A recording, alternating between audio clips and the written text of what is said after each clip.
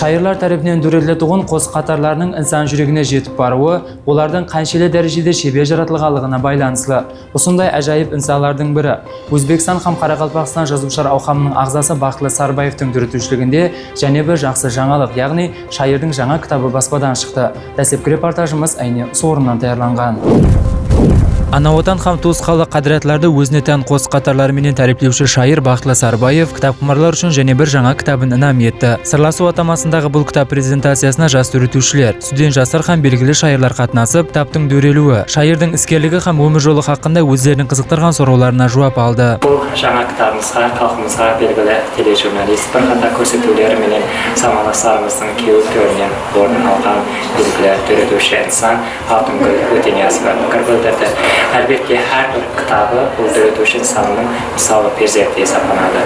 Себебі әрбір кітабымыз баспадан жарық көргенде, оны қолымызға алғанда шексіз қуаныш сезімдеріне бөленеміз, дүрөтушілік бақытын сезінеміз. Сол қатары бұл құбылыс біздің Сырласу атамасындағы жаңа кітабымызды қолымызға алғанда да жүз берді.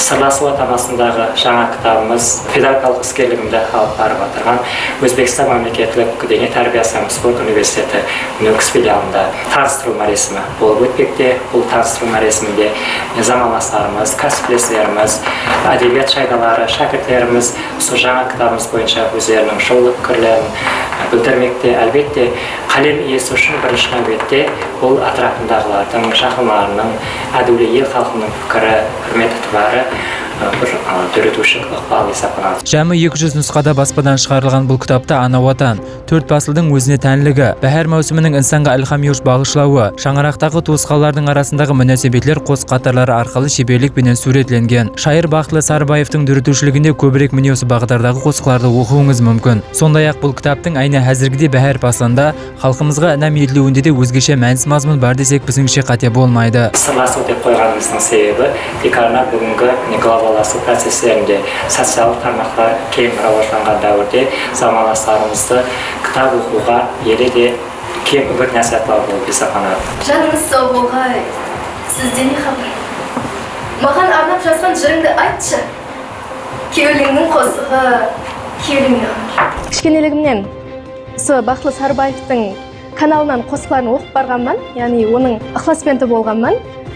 Өзі Бақтылы ағаның өзінен жүзінен нұр жауып тұрады, яғни мейірім шапаятқа толы кеуілі.